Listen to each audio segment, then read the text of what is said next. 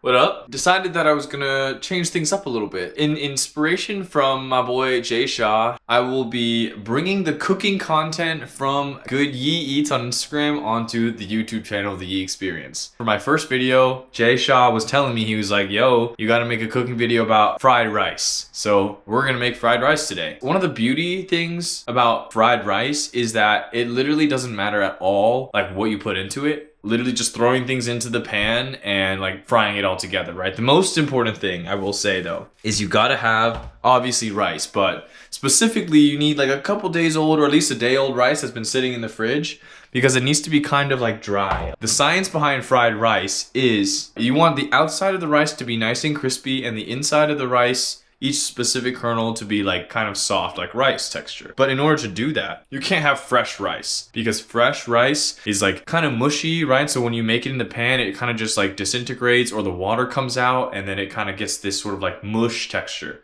So the secret to good fried rice is day-old rice that's a little bit cold on the outside, so when you fry it, it gets crispy instead of becoming mushy. My ingredients today will be defrosted pork belly that I got.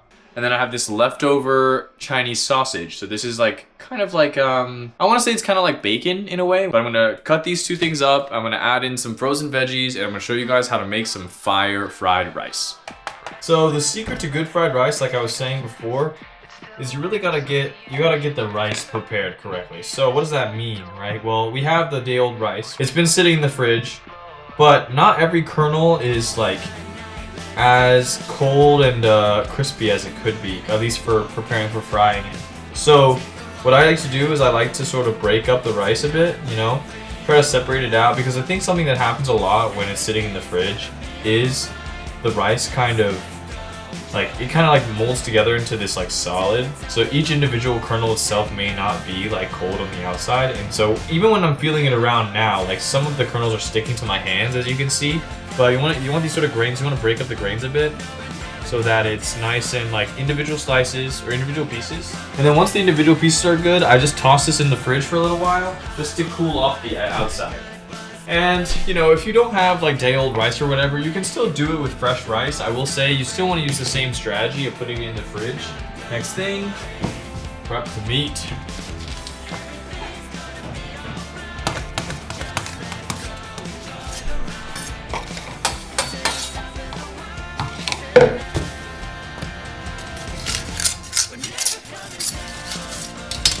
Situation. All I have left is peas. And I feel like these have been in the fridge for like forever. Like I said, fried rice, it doesn't really matter what you put in. So we're just doing peas today.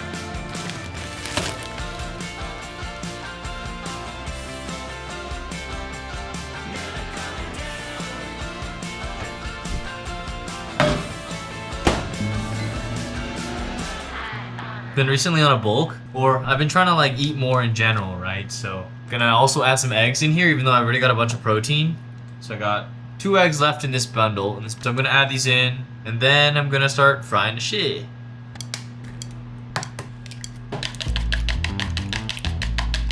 You just gotta beat the living shit out of the eggs, you know what I mean? Just fucking...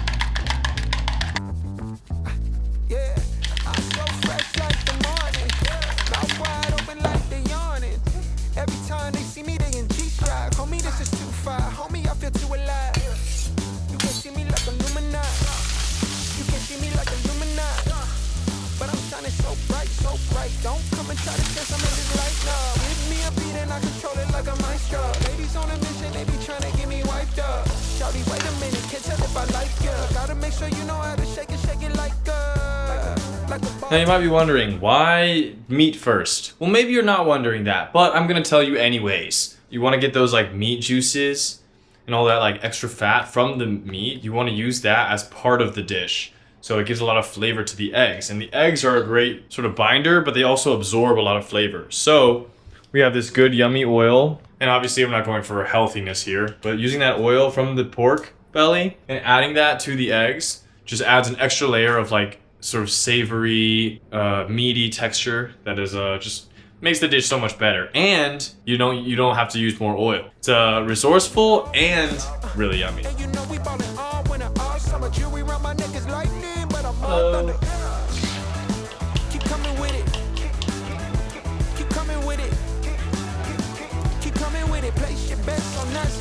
money and flip it, yeah. Keep coming with it. Now add in your rice. Keep coming with it. Place your bets on us. I also like to add a little bit of onion powder too. Bring a friend and come along. Don't be taking too long. The vibe's too strong. If you don't know how to move, then we moving on. What you're looking for is that each rice kernel is kind of like its own individual piece. So you're looking for some browning on the outside of the rice. It's a little bit hard to tell on camera, but that's what you're looking for.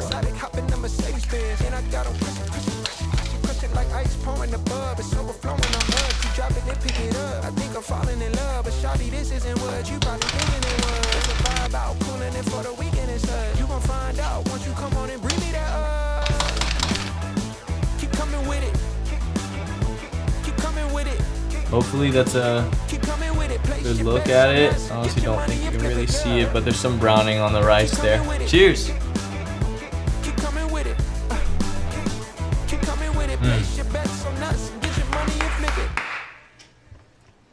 Let's fucking go.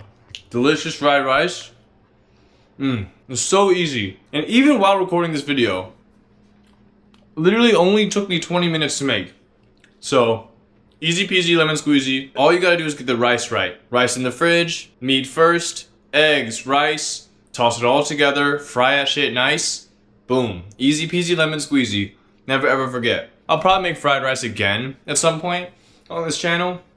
Like a really, really perfect shrimp fried rice, just so you guys can get a good picture, because this is kind of like leftover fried rice, so I just kind of threw whatever I had together. But easy peasy.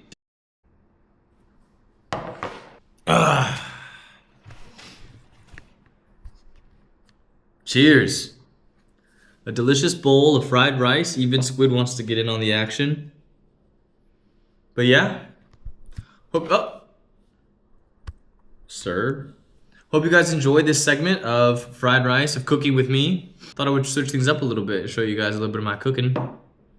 And easy peasy. So for now, as I say, as always, another day, another dollar. See you next time.